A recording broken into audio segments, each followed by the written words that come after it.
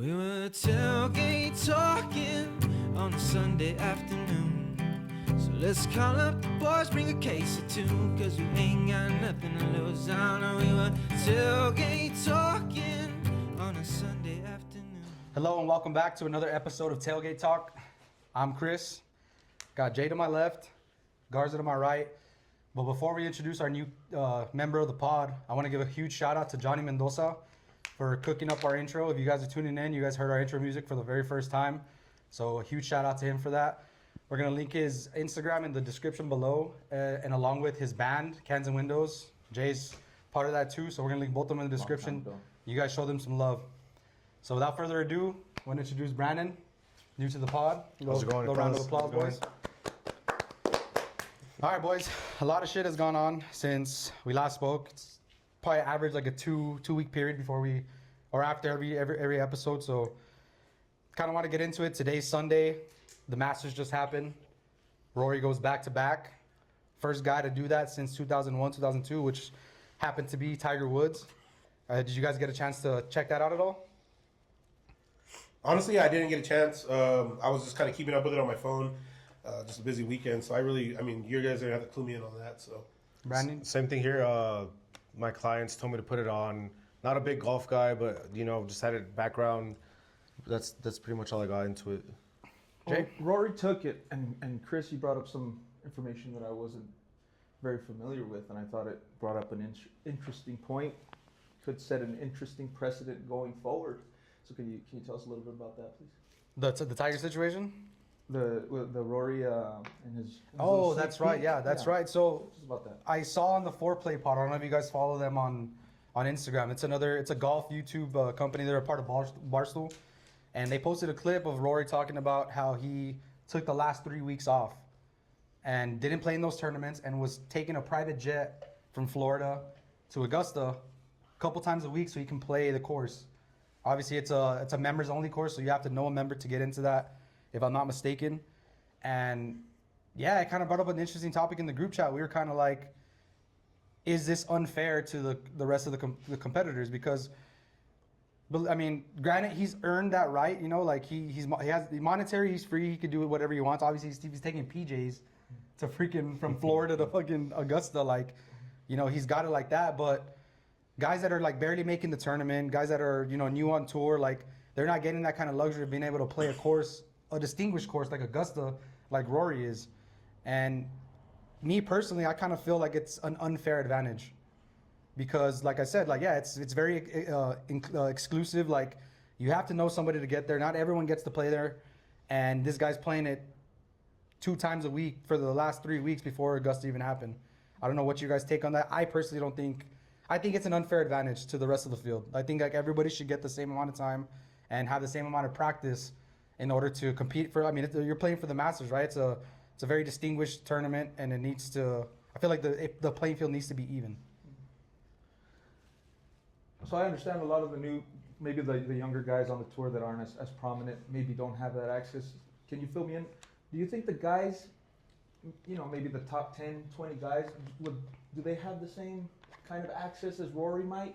Did he just give a little more effort to get an edge on everybody, or is it like, is it shut down? I personally would assume so, right? Like I feel like guys like the top 10, the top 20 in the world, these are going to be consistent of guys that are like have won on tour a lot, have probably won a couple Masters, not Masters, but like majors in general. Like they've won a lot of golf tournaments, so like I would say they have the same advantages as him, or the same luxuries to pursue those advantages.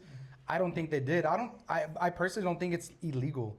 Like I think he's perfectly beyond his rights to do that. Like so I don't think he would have said that in an interview for the PGA Tour, right? Yeah. So it's like maybe maybe we just got to tip our hats to Rory because he was a couple steps ahead of the competition. So maybe it's something like that. But I don't know. Just from a competitor's perspective, Brandon, like what do you think about that? I mean, I do feel like it's a little bit unfair from my point of view. Because think about it, like if you change the perspective, right? Say like NASCAR or F1. If you get a guy that could see the track for 2-3 weeks before that, he's obviously going to get comfortable. He's going to see the ins and outs where he can speed or whatever, right? Me not being a golf guy, I'm sure it plays a big advantage. Obviously, the weather and all that takes into part. Yeah. The weather's not the same every day. but it's still like you know where you're comfortable. You know what you can use, what you can't use. I mean, but again, like you're right. Like it's not illegal. Like it's chess, not checkers. You know, maybe he just went out there and said, you know what, cool. I'll take a couple weeks off other tournaments and I'll do this one, or I'll take the invite or whoever member he went with, and then with a private jet. I mean, come on. Once you have access to a PJ, I mean, It's kind of baller, bro. yeah, then you're that's a different tax bracket. So That's a baller. but move. I mean, hey, maybe he was just, and maybe that's why he won. You know, maybe like I said, chess not checkers. He was so far into that in his own head that he was like, I'll take that into myself, and I'll be a step ahead. I mean, I think overall, no one's touched on it yet. The ace of spades. Where do you take strokes off your game? Short game. Short game. Putting green, right? Yeah. Okay, what do they do every week? They change the holes, right? Yeah. So he saw multiple hole locations. If you're seeing multiple hole locations, you're ready for every single one of those putts. You're that much more of an advantage, in my opinion. I mean, if you know that if you land up on a elevated part, you know how it's going to travel downhill. Yeah. You know, and who knows how many times he played in that week. You know, those guys go out and play 36 holes in a day. So how many rounds did he get in that 3-week period leading up to this? He probably saw every single hole. And then also, too, just like even the approach. Pause. He Right? saw all 18 holes. He Pause. saw all the holes. And, but no, yeah. So even then, like he's hit out of the rough multiple times. He's been out of the bunkers multiple times. I mean, now, yeah, you could say they're all about the same, but I think you get comfortable once you start feeling it. And I think, again, you could have, I'm sure that there's guys that on multiple holes can get on the green in 2, but if he can 2-putt or 1-putt and they 3-putt, that's where it's going to stack up, in my opinion. Take it back to just us playing. When you first started golfing, Chris, like you'd be on the green in 2, and it'd take me 3, but I knew you were going to 4-putt because you powered it every time. It was brutal, bro. Yeah, so that's where I think the big advantage was for that, for sure. And so like you say that in on hole, I believe it was 16 or 17. Yeah, the par 3 was 16. He overshot an 8-iron from like 181. The wind was helping. It shot over the green, and he was put in a position where it was a severe downhill green.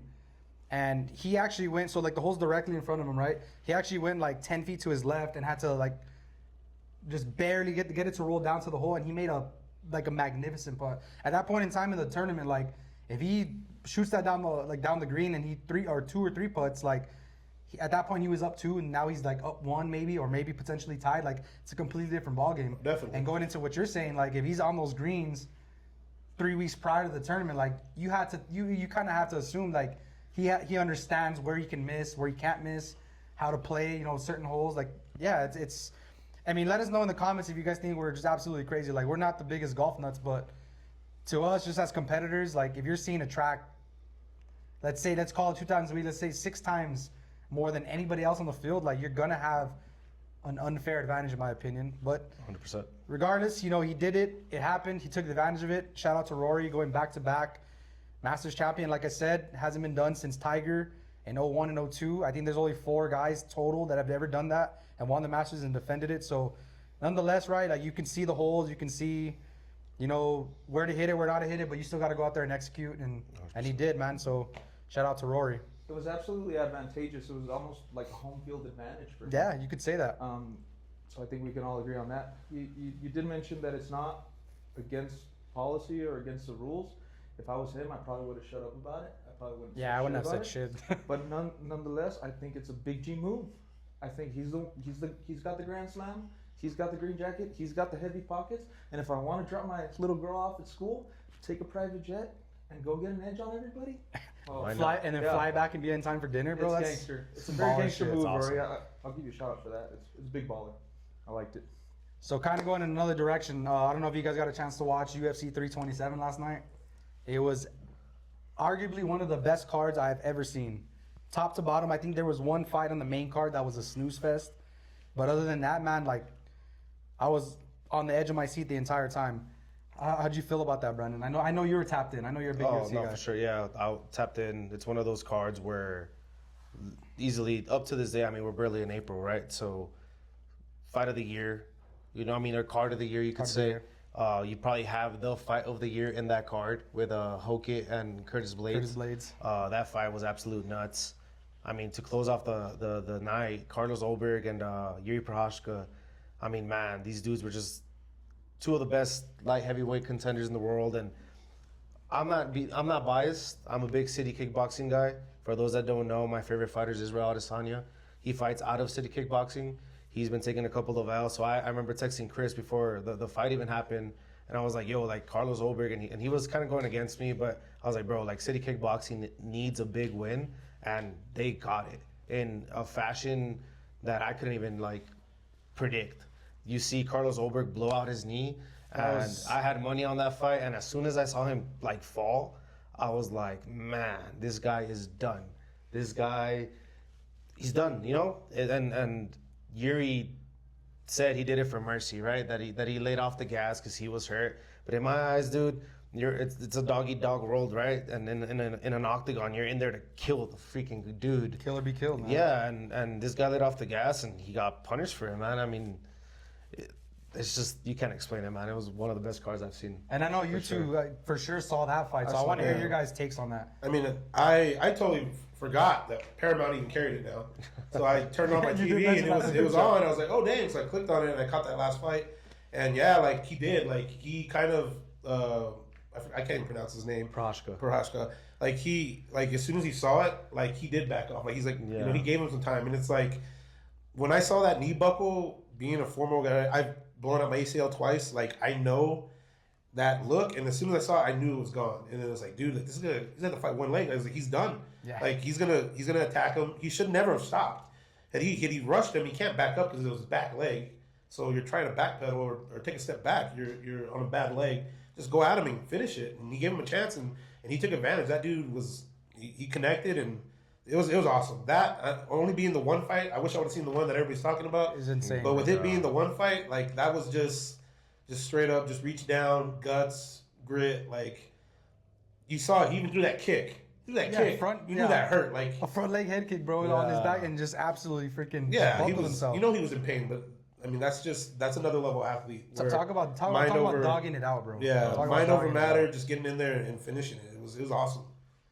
You guys in the group chat have a way of making a guy feel like he missed out on so much. You did, brother. You did, brother. And honestly, I'm sure I did, but I just, you know, when you were texting me about that heavyweight fight, I was like, damn it, I'm over here watching.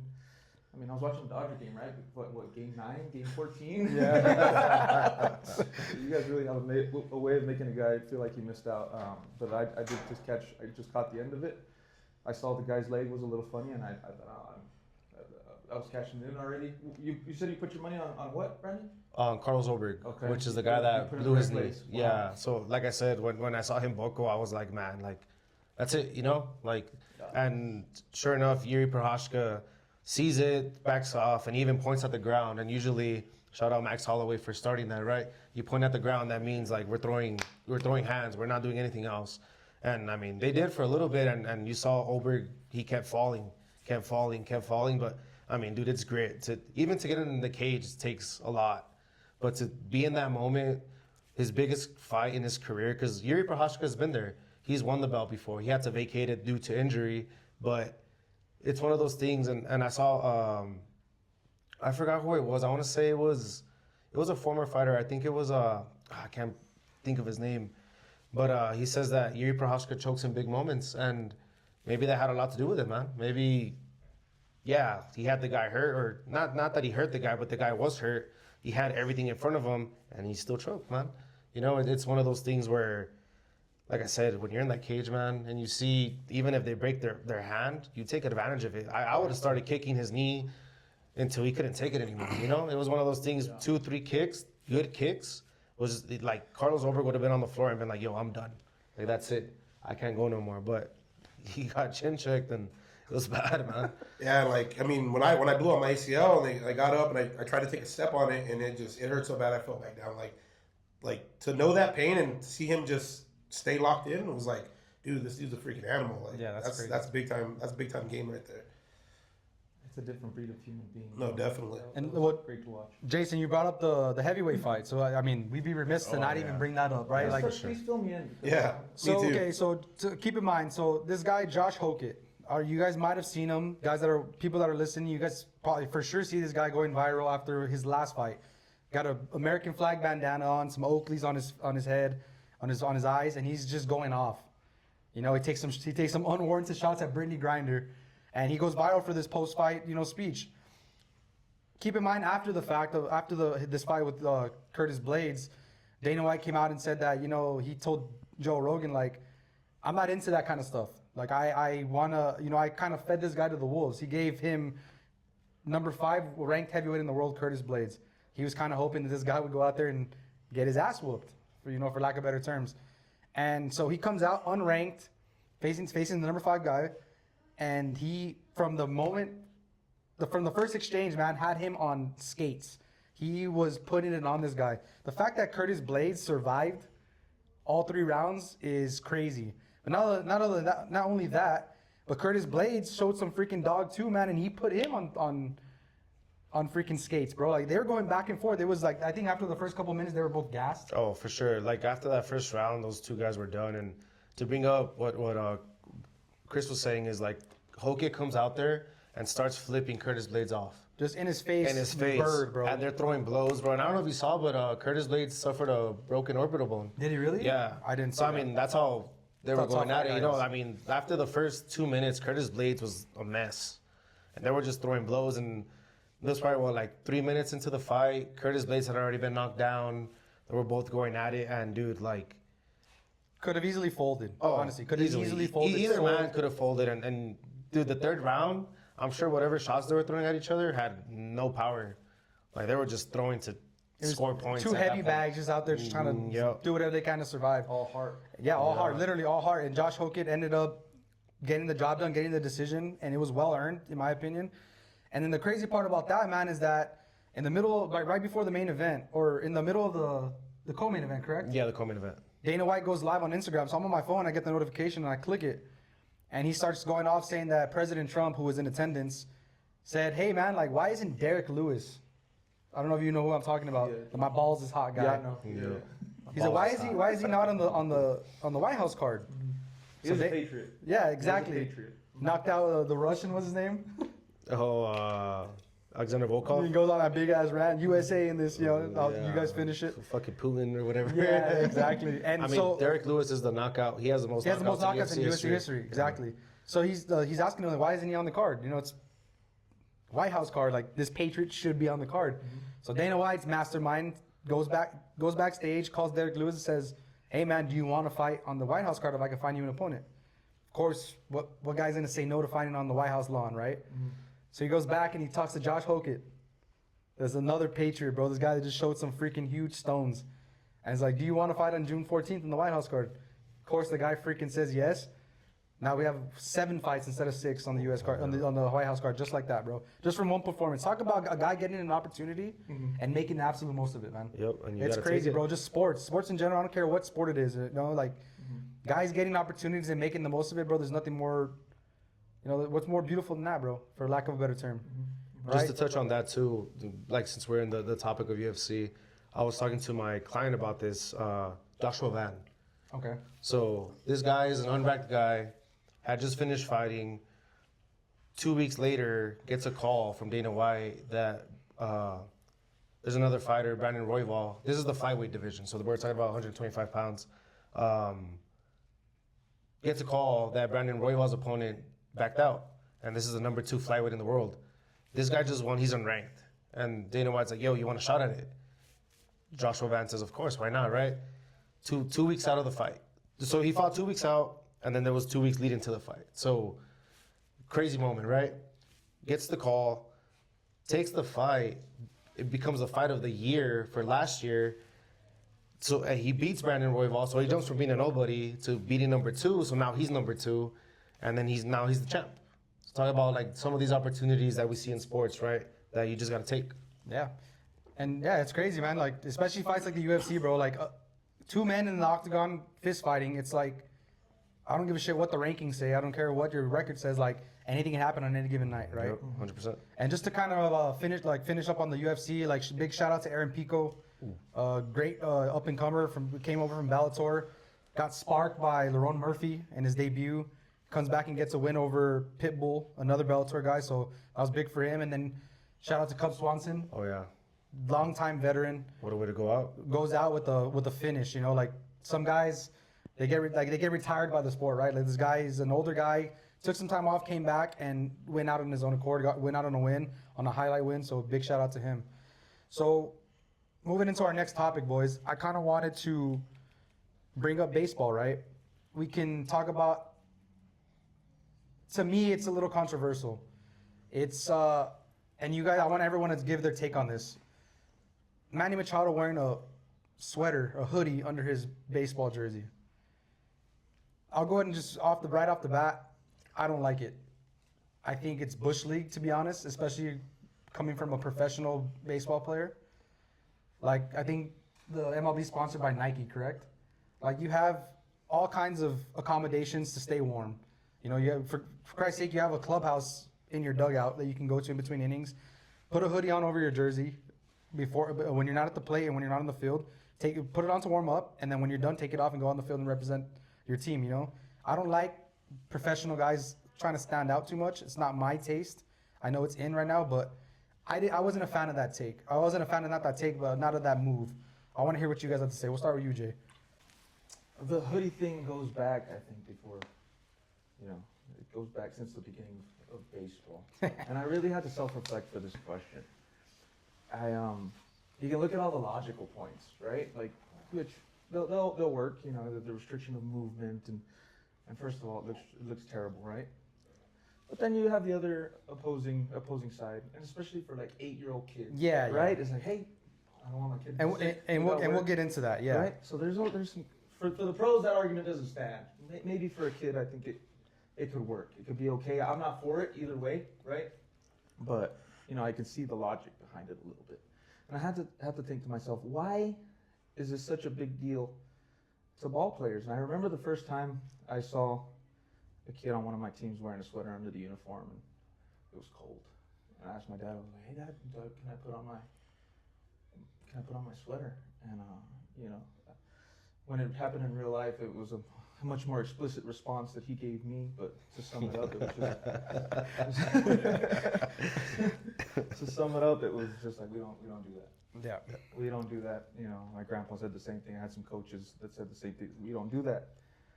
And so to me, it's more of an aspect of something within the lines of like tradition and self-identity and culture. It's part of the baseball culture that people who play baseball do not do that. And I think they've tried to shame us into having some sort of aspect of tradition, having an aspect of self-identity. I was thinking about why people hate the way that the Dominicans and the Venezuelans play, and they'll try to throw out some shit. Well, it's racism, and it's because people are baseball are anti-fun, and that's not the case. It's not any of those kind of things. But baseball has a certain etiquette that most people, most players live with it, and so I think that they're trying to shame us into not having that self-identity. And whichever side is right or wrong, I think you have to stick with how you kind of play that game. And Yeah. You don't play it with a hoodie under your uniform, especially at the professional level. I think Machado's a douchebag.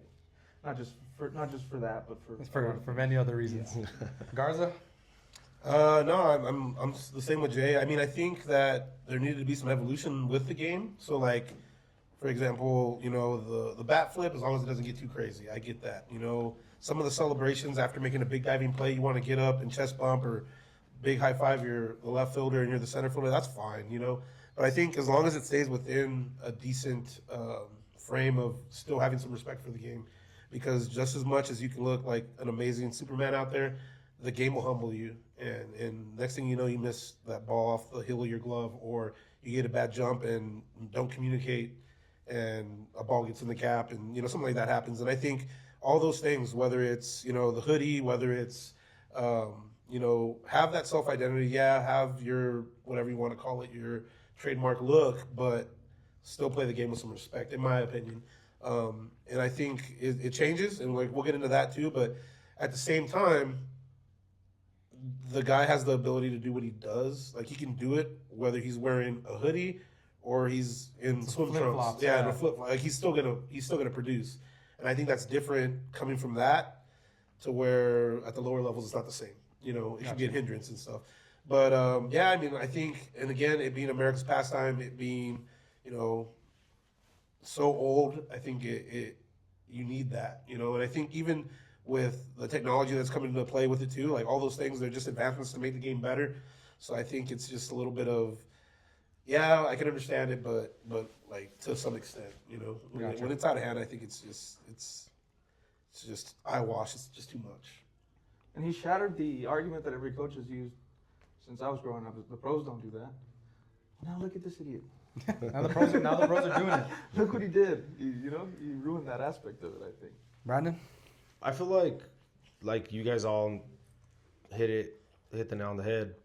I mean, it's just one of those things you just don't do. You know what I mean? As a pro, like, people don't do that. But like, I feel like talking about trademarks, you talking about Bush League. There's no bigger Bush League player than Manny Machado. You know what I mean? Like, I know you two are Dodger fans. Yankees. Yeah. I like watching them all. So I know these two guys feel some sort of way towards Manny Machado. I think he's an excellent player, but I don't agree with the whole hoodie under the thing. Like, it's just like, what are you doing, man? Like, I feel like probably did it just to.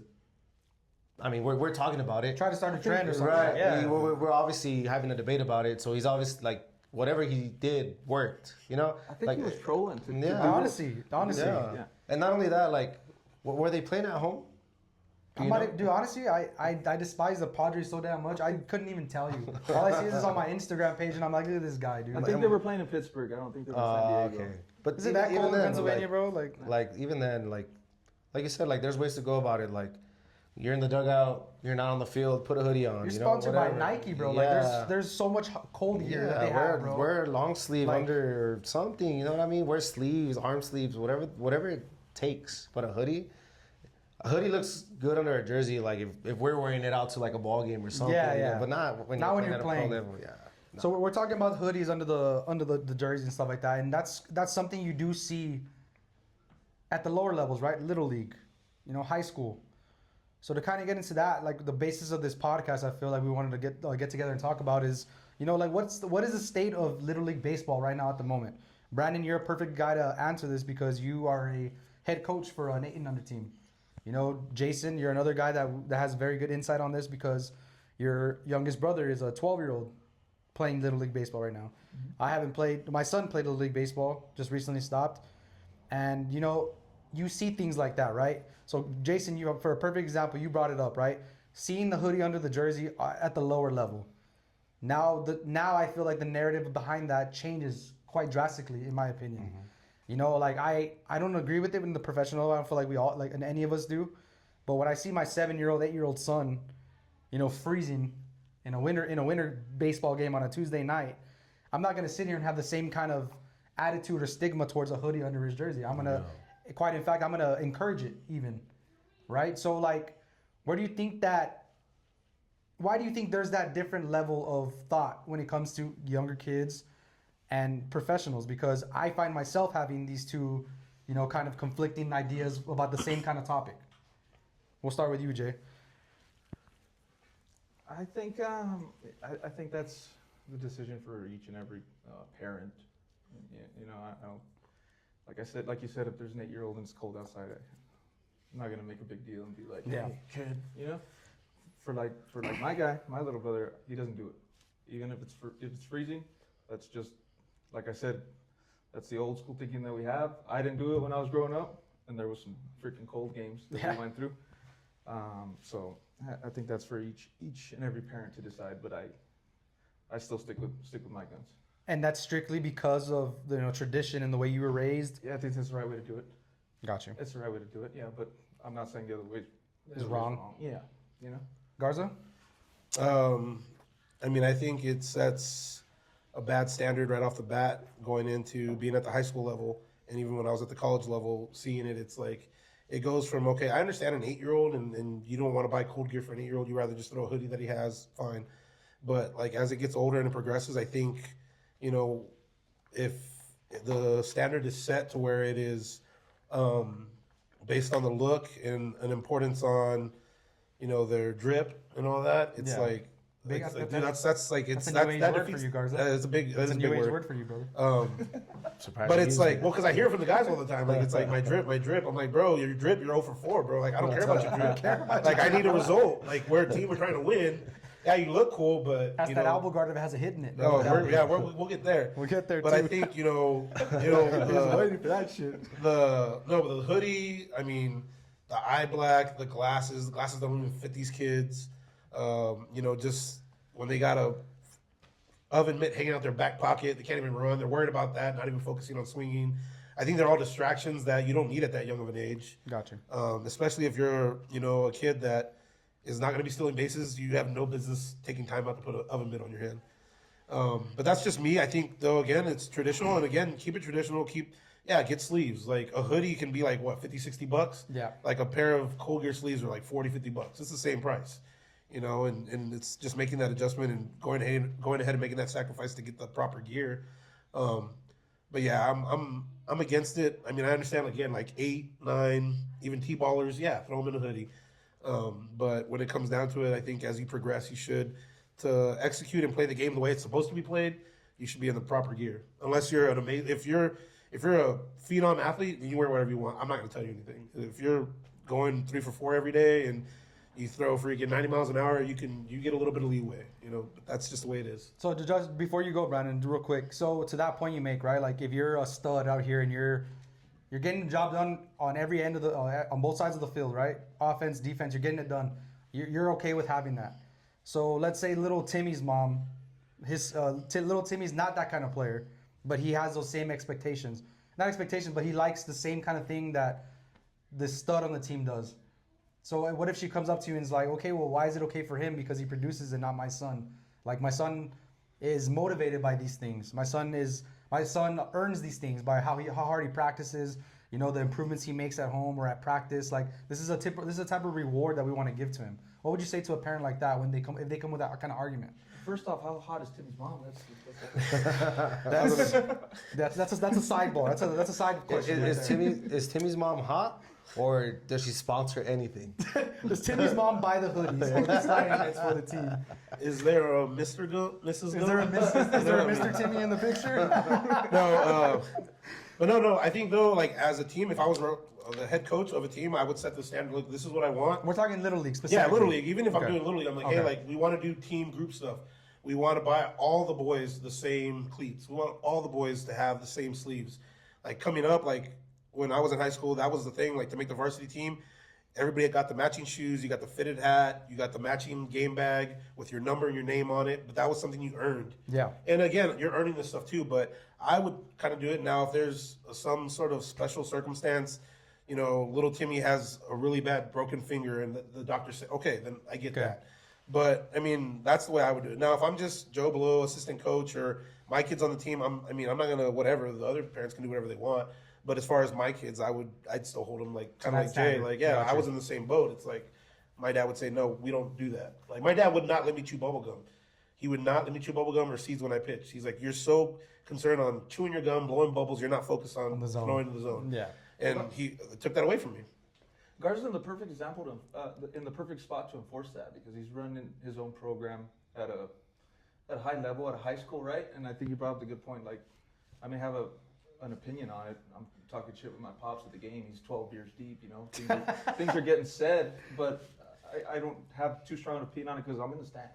But a guy like him who's running his own program, Got you. and he's in a position to enforce it, and I like the way he thinks. I really do. I like the way he thinks on that topic. And Brandon, I really want to get your opinion on this because, like I said before we even started this conversation, is that you're in the thick of it right now. You're an 8 and under head coach, and I used to be one of your assistants, and we have a lot of that on that. We had a lot of that on that team. A lot of those sliding mitts, the drip, the home run change and stuff like that. Like, I want to hear what you have to, your thoughts on that specific topic. We started talking about hoodies, right? The whole hoodie thing. It's the reason why I don't do winter. You know what I mean? I took the past winter off because for one, it's brutal for the kids. It's freaking cold. Not only that, you're out there. You probably get 2, maybe 3 innings. Each kid probably sees 1 at bat. They see no action on the field. So I'd much rather practice because they're gonna see more Reps. work. More reps. But going back to the hoodie, like I've been big on my son not wearing it But then, like, I mean, it gets cold. He starts crying, and it's like, well, damn, how do I tell this 8-year-old kid, like, be tough, stop crying, you know? Not just that, like, we've done team hoodies before, too, you know? There's a lot of teams that do the winter that'll, instead of wearing a jersey, it's a hoodie that has the team name and the number, you know, just to distinguish who they are on the field. But even at that, like, we had team hoodies. We even made a team hoodie to wear under the jersey. But then, like, you have little Timmy that loses his jersey. So now little Timmy's wearing something else. You know, like, I like to be big on uniform, and he knows that. Like, I like to be, like, I want everybody looking the same. And, yeah, it's hard to get, like, and I love what he said about the whole team cleats. I wish we could do that.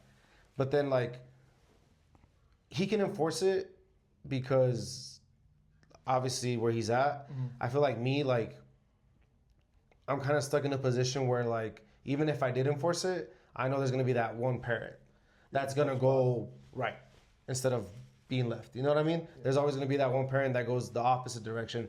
But then, and that's all it takes. Oh, well, that guy's not wearing that, so I'm not going to wear that. You know, I'm not going to have my son in that. But still, though, like, back to the whole drip thing, right? Like, going back to the rewarding thing, because I've done that to my son. Yeah. But I don't do it with the whole, like, sliding mitts and all that. I do it with, like if he wants a new bat, cool, we'll get you a new bat. But we got a time frame, and you got to hit this, and cool, and then we'll think about it, you know? But the whole drip thing, like, yeah, you're right. Like, a lot of these kids go up to bat, and they're so worried about, before they even come out to bat, hey, coach, the first base coach, right? Yeah. Here's my sliding mitt. I'm like, bro, why are you even worried about that? Same thing with my son the other day. And it's funny that you brought up the elbow guard, because I want to hear your take on that. But he's putting on his ankle guard and his elbow guard, and he was up to bat. And the game paused for like 30 seconds because he's over here putting it on. I'm like, bro, no. What are you doing? You're 8 years old, bro. Like, you're not going to get hurt. Trust me. You know what I mean? It's just one of those things. To me, and just to clarify, I never played ball like that, right? Like, I never seen anything at a high level. I've just always loved the game, and I've respected the game. And it's just one of those things to me that I'm not into it. But then you have players like Ellie De La Cruz, right? Who's wearing 2 sliding mitts, not just one. Yeah, he's got the first 3 buttons from his shirt, not even buttoned. He has all these chains. You know, it's just one of the, I don't like it. Yeah, I mean, like, honestly, like, when it comes to, like, the elbow guards, the foot guards, ankle guards, whatever you want to call them, you know, the chains and stuff like that, I agree with guards that are like, hey, man, if you could do you could do everything on the field, by all means. But then I sit back and I reflect, and I'm like I brought up to guards, the question, like, okay, what about little Timmy that can't do that but enjoys those things just as well? Me personally, like, at a young level, I feel like it's okay, because I feel like there's going to be those parents that are like, okay, well, all you're doing is deterring my kid from wanting to go play baseball. And I'm very big on, like, let's grow the game of baseball, right? But like to Garza's point, like, I feel like it's acceptable up to a certain age. And then we start talking about getting into high school ball. We start talking about getting into college, man. Like, that shit is not going to fly. It's not. Like, you have to be, there were, like, coaches, a lot of coaches, and there might be some coaches that are opposed to this, but I feel like a lot of college coaches and high school coaches want the team to match, they don't want anybody standing out, right? Like, we're representing the front of our jerseys, not the back, when it comes to the higher level of play. So when it comes to that kind of stuff, man, I think it's okay, you know, young guys, do your thing, as long as it's not becoming an inconvenience to the way you play, the way you prepare to play the game. Like you mentioned your son, you know, like, not to throw him under the bus, but, like, that's an example of, like, yeah, of course. Because imagine he goes out there, he takes 30 seconds or a minute to pull his stuff on, and then he hits a dribble to the pitcher on the first pitch. Yeah. It's kind of like, what are we doing here, right? Yeah. I feel like coaches, literally coaches specifically, if you're gonna have and allow your kids to do that, first of all, sliding mitts, right? How many times do you see our kids slide head first, or actually need them? At that point, it's kind of like, it's an accessory, right? Which is nothing wrong with that, like I said. But if we're gonna allow this kind of stuff, let's have a practice where we're teaching the kids how to use them. Yeah. Not just that it's like it's an accessory. It's more so it serves a purpose, right? Yeah. Let's teach the kids why we use this, right? Like, when it comes to, like, elbow guards and shin guards or ankle guards, I feel like you shouldn't have that shit on unless you're seeing 90 plus. You know, you can see, or maybe 85. That's like the high school level. Like, if you're gonna get hit and it's gonna affect, like, your next day of at bats or your next couple of weeks of at bats, then that's okay. But as a kid, like, dude, you're seeing 45 miles an hour, bro. Like, wear it, rub some dirt on it, and keep it moving, right? I feel like we still need to focus on teaching the kids to power through stuff, to be mentally strong, because especially in a game of like baseball, it's a game of failure. It's good. You're gonna get out more times than you get on base, and it's like I'd rather keep a fundamental of that kind of aspect towards the game, right? And not just that, like people or kids, right? And I see it all the time, obviously. Coming out of the dugout, they get on base or they get walker hit, right away put the sliding mitt on. But like you said, like they're not even diving head first. Like No, they're sliding feet first. So it's like, and it's like how you said, it's about the drip, right? A lot of these kids just they see players in the MLB like this. Like I said, like my son has a big old picture of Ellie De La Cruz in his room because that's the guy he looks up to, which is fine, right? And obviously what's led to that is the drip. So now my son wants all the chains. He even asked me the other day, Dad, can I like not button the top two? And I was like, no, sir, you're going to button your jersey all the way up. You know what I mean? But it's just one of those things. Like I said, like you're diving feet first. You don't need a sliding mitt. I think you got the, like, as far as it goes, like, and I don't want to take up too much time because I can go on forever. I can go on for like 3 hours. But the biggest thing for me is that, like, okay, like you said, like, you want to reward them. Okay, you're getting this stuff, like, okay, I go to the Plex and I see it. I'm like, dude, there's a lot of talent here. What happens? And you've told me, Chris, like, dude, like, these parents, like, run them into the ground. Like, they treat it like this the national championship. Yeah. They yell at them. They scream at them. Like, you got to realize, like, that's more of an impact than I have a cool sliding mitt. The thing they're going to remember is that ride home and feeling like crap. Like, you got to let them enjoy it, even when they fail, you know? And I think that's the way to change the outlook on the game, you know? And as far as, you know, going into, like you said, your son took like 30 seconds, right? Well, you know, at the level where I'm at right now, high school currently, like these guys are so worried putting all that on. It's like, dude, you're supposed to be on deck timing up the pitcher. And they don't realize, to this day, no matter how much you explain it to them. So then they go up and they take the first pitch strike and then they give it a little head nod. It's like, dude, you should have figured that out in the box and you should have put that off the wall. Yeah. And that drives me nuts. Now you're down 0-1 and you're putting yourself in a bad situation as a hitter, okay? And I'm a pitcher and I love an 0-1 count, you know? And so I think just all those things, if it takes up time, if you're worried about that, you're not focused on it. And then you got to think, though, too, like you said, some of them little Timmy, single mom, you know, maybe grandma and grandpa are raising the kid or they're just there and their dad put them in. Dad knows nothing, but he sees that stuff and buy. Okay, I get that. And at the same time, little Timmy's probably going to be sitting on the bench. So he can go ahead and have that stuff because he probably doesn't have the ability to go out there and win your game. I love your passion with this soccer guards. I don't know what little Timmy did to you, bro, but hey, I mean, little Timmy's going to get your money, sorry bro. to all the little Timmys out there. If your name's Tim and you like all this stuff, we're not taking shots at you, I promise. I just give it a if your random name's name. Tim and you ride the bench with a freaking sliding mitt, we're sorry. And if you have a single mom, let Pirate know. Still kind of going on that thing though. Like, okay, like you said though too, at a certain level, like you really don't need it. Like you teach a kid to wear a pitch, turn back, shows back, tuck his arms, elbows, keep yourself safe. But again, until you're facing like 85, 90, like there's no point in it. Unless you're like 140 pounds with like 2% body fat and you're a rail, then I can understand that because that'll really hurt. Throw that like me getting hit in the arm's not gonna hurt like it's gonna hurt, you know, a little kid. Yeah. But you know, I think again, like, and that kind of leads me into the next thing with the elbow guard. Like we went on this for a little bit. Yes, I wanted to bring this up because you bring it up. We bring up elbow guards. We bring up all this, and we had an argument in the group chat the other day, and it got pretty passionate, right? Garza, I'm gonna let you go on your little rant here. Garza thinks having an elbow guard as a hitter is a big advantage for the hitter and a big disadvantage for the pitcher. And I'd really like to get your take on why you feel that way. Okay, so I dug into it. Of course, I know as a pitcher, if it takes away part of the inside plate, especially at the higher level, high school, college, pro, if you could take away the inside part of the plate, you're going to be able to hit that away pitch a lot better. Okay, so if they have no fear of getting hit because they have that elbow guard, it is a benefit. It's a benefit. Okay? And in my opinion, again, you should teach them how to turn in and take a pitch. Now, again, if you got a high school kid and he's 120 pounds, and okay, I understand putting the elbow guard on him. But at the same time, you were like, oh, well, the pitcher should be throwing this. The pitcher shouldn't miss the zone that far. But at the same time, like if I have an elbow guard, I'll stand in and I'll take it. Like I might turn a little bit so that the umpire doesn't say I didn't turn. I'll turn a little bit, but I'm going to stay big so I can take that pitch. Okay? Because as a pitcher, what I tell my pitchers as a pitching coach, I'm like, look, we cannot walk guys. We cannot hit guys. We cannot give free 90s. Make them earn it, throw it down the middle, let them hit it. Because more than likely we'll make a play on the defense. Yeah. If you throw 4 balls, then he gets to go to first for free. And that's a big no-no. That's a big advantage. Okay?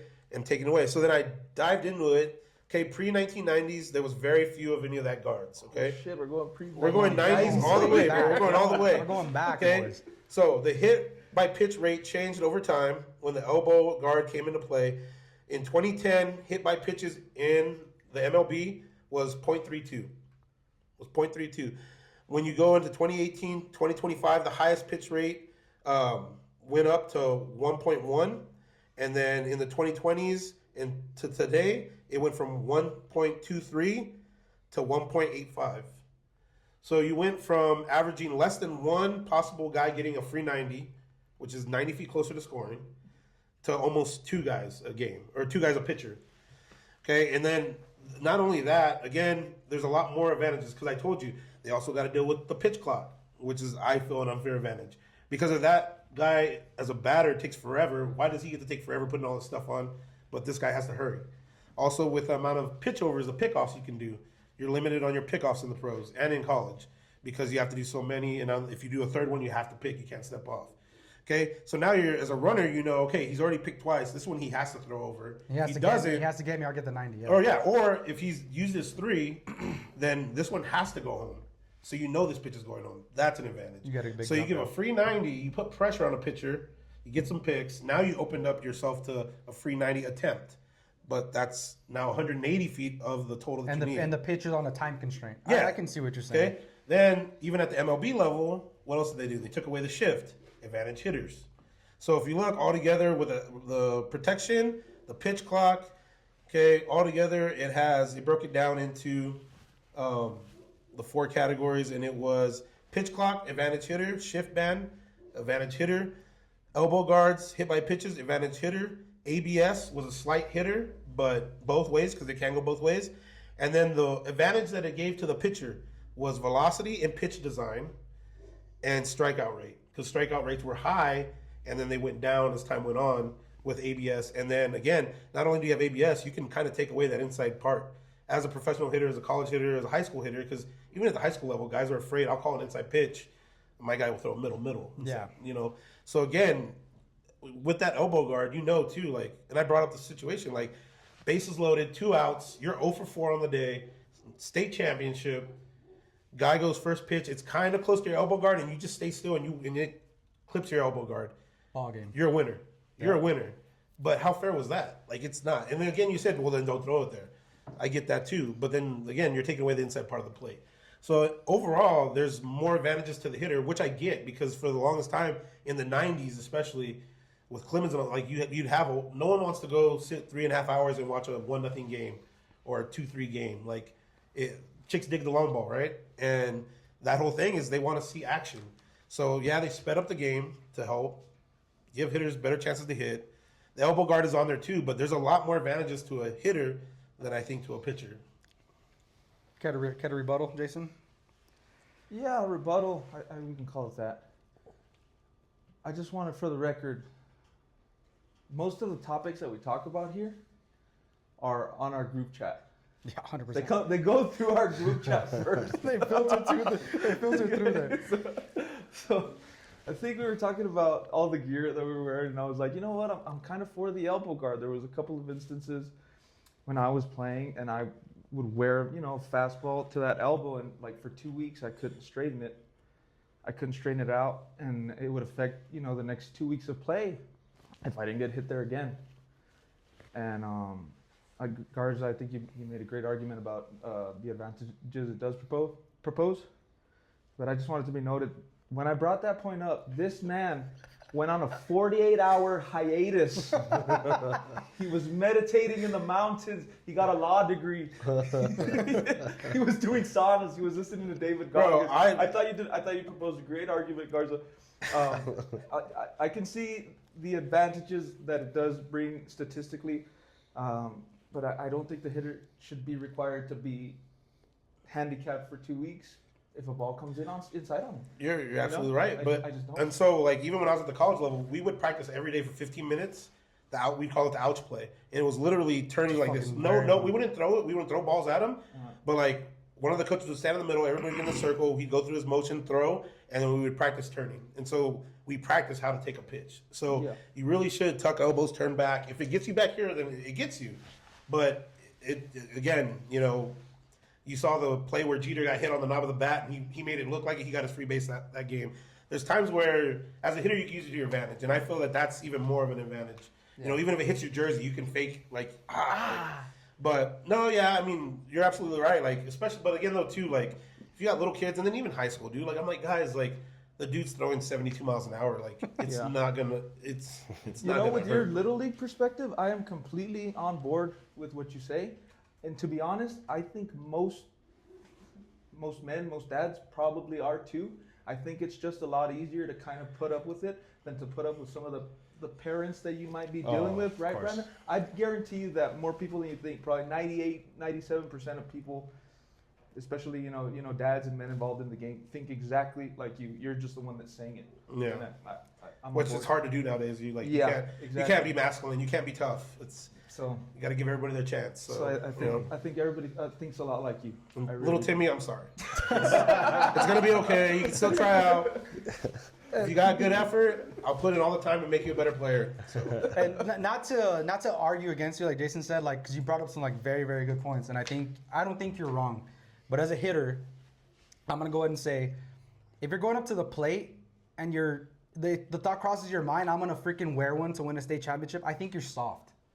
Yeah. I don't think as a hitter you go up there and think I'm gonna wear one with my elbow guard to win a game. I think real baseball players, real freaking men are going up there and like I'm gonna put this middle fastball, whatever the hell you throw me over the plate, off the fucking wall, and I'm gonna win the game like that, right? Yeah. So not really an argument. But again, not really closer to high school, yeah, men age almost, but I understand the little ones, yeah. And lastly, the only thing I think I can kind of go against you, not go against, but like to like refute it, is that it's a saying as old as time, bro. Like, good pitching beats good hitting any day of the week and twice on Sundays. If you're a pitcher and you need the inside part of the play to get somebody out, bro, in my opinion, at the highest level, right, you shouldn't be on the fucking mound. I feel like you should be able to get guys out. Guys nowadays are throwing 100 plus. Well, now we're talking pro ball. Yeah, we're talking pro ball. Guys nowadays are throwing 100 plus. They got Dustin May had a two-seamer that had 12 inches of run. Like, the pitching is insane. And I feel like the advantage has always been with the pitcher. I feel like MLB, professional, like whatever the case may be, kind of put these things in place to kind of even the playing field, to your point, where it's like nobody wants to see a 1-0 game. People want to see guys hitting homers. People want to see balls being put in play, plays being made, and that's where the entertainment value comes into play. But pitchers beat hitters any day of the week, and I feel like the pitcher has evolved so much and gotten so good that these kind of things had to have been put in play to make the game a little more balanced. Is it fair? Is it fair? And do I agree with it? No, I don't. I feel like if you're out there and you're a professional and you got to go beat that guy, you shouldn't need any advantages given to you so that you can compete with this guy. Go out there, freaking grab your stones, and get the job done. Yeah. But even again, that stat for almost 2 walks, 2 HBPs.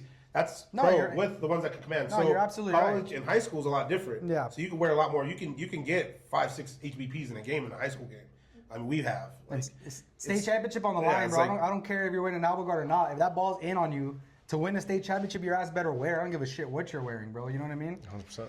Yeah, but I mean, overall, that's the take. It's like, I mean, I get it. And again, it's that mixture and that balance of drip and all that. Like, our guys, they want to wear the, Ultimate Warrior face paint. They want to wear super tight pants and roll them up above their knees. They're so focused on that.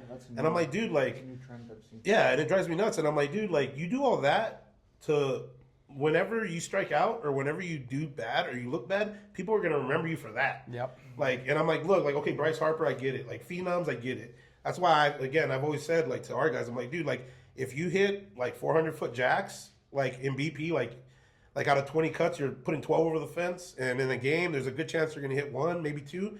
Okay, I'll give you a little leeway. Again, if we get a guy next year and he's throwing 95, if he wants to unbutton 3 buttons, I'm going to unbutton 3 buttons. He wants to pitch shirtless. I'm letting him. Yeah. Let it loose, big boy. And come on. Again, is that fair? No. I mean, at the end of the day, if you're whatever it is, lawyer, if you're a stellar lawyer, the firm's going to give you more things than they are a subpar or par lawyer. You know what I'm saying? Yeah. That's what we talked about earlier. It's the Rory treatment. Big G gets the Big G treatment. I mean, I think that's how it should be. I mean, and I guess it's hard to do, but I mean, again, it's it's just the performance should outshine your look, in my opinion. Yeah, I think it was a great presentation, Garza. Yeah, I think, should have been good. He had 48 hours to prepare for that shit. Dude, I could not. Like I was done texting you guys, and I was so mad at Hey, we said it. He's hot, bro. This guy's hot. I didn't want to say This guy's hot. I was like, I'm not even gonna. He's so pro pitcher. He's like, fuck these guys, dude. You Like, can easily see the bias between pitchers and hitters immediately off the messages. No, definitely. Yeah, I mean, if anybody's in ever in any legal trouble, I mean, give Garza 48 give Garza, hours. give him 48 hours to get you out of the mess. Passion is there, my friend. Great job. All right, boys, we've gone on pretty long. I know we said we were going to try to cut it to 30, 45 minutes, but, you know, when the boys get together and we start talking ball, you know, it's kind of hard to put a time limit on that. But just last thoughts, anybody? You guys got anything? Quick, just to go on the whole like drip thing. Me that I played football, right?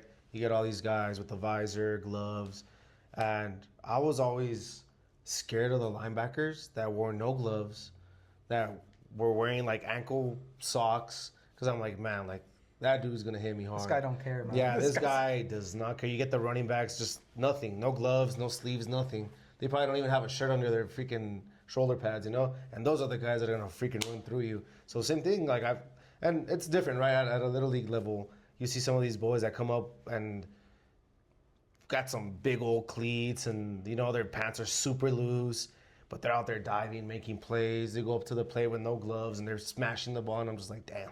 Like, we got little Timmy over here with. Or Timmy. We got little Timmy. Like a Swiss Army knife. and everything, bro. Poor Timmy's just catching strays left and Little right. Timmy's over here all dripped out, got the glasses, got the chain. It's a night game, but he's wearing freaking eye black, and you know, Wearing his shades. Like, wearing dude, his what are you shades. doing? And he goes 0 for 4. But the guy that's wearing nothing, that probably has $20 cleats on, and bat probably he's from like the freaking early 2000s. He's smashing the ball. Hey, those are the kids you gotta be scared of, man. Yeah, no, there's definitely because even being part of football and being around football the last couple of years, I see that. It's like these guys are so worried about getting their tape and putting a little, I don't even know, little piece of cloth right here and trying to get everything perfect. And I'm like, dude, like, Just go play. just go play. Like, you're going to look like that, and you're You're going gonna to go score 3 points, bro. Yeah, you probably aren't even going to catch a ball. And it's like, You're on punt return, man. We don't even stop the offense. So what are you doing? You're right next to Garza with his tripod recording the game, bro. What are we doing? but overall, I think it was a good talk. I think, I just kind of covered it all. Thanks for filling us in on the fight. I'm definitely not going to miss any more now that I know it's on Paramount. But yeah, man, great time getting with you guys for sure. I enjoyed it. Appreciate you guys having me on. You Man. guys, anybody that has comments when it comes to the golf, the UFC stuff, the Little League baseball coaches, you guys have any feedback, let us know. Good, bad comments, we don't care. You know, like interact with us, and you know, let's get some more topics flying. You know what I'm saying? But other than that, boys, it was a good episode. Appreciate you guys. So, somebody does want to join us one of these days. I know I was running a little late, boys. I apologize. I thought you guys were going to proceed without me. Thank you for waiting for me, all of you. When I was coming here, my dad was like, "Hey, where you going?" Tailgate Talk, baby. And he goes, "Oh shit, well, so they got another mic?" And I go, "We got Brandon on the show today, man. So you're gonna have to wait." And he goes, "I was like, you want to take my seat?" And he goes, "I'll wait for them to invite me." So, Dude, I would have loved to Uncle hear. Lionel, we got you next time. You're for sure. I got some mics coming, so you're on the next one. I know he listens to every episode, so I appreciate that. I think for sure you would have agreed with me yeah, over your son. You gotta be tough, right? He would have gotten rowdy. 100%. He would have gotten rowdy. Yeah, it would have gotten a little insane. He would have took over. But He all would right, have guys, flipped the table. appreciate you guys tuning in. Like, comment, subscribe. We appreciate you guys. Episode 3, Tailgate Talk. Tailgate Little talking Timmy. on a Sunday afternoon. So let's call up the boys, bring a case or two, cause we ain't got nothing to lose. I know we were tailgate talking on a Sunday.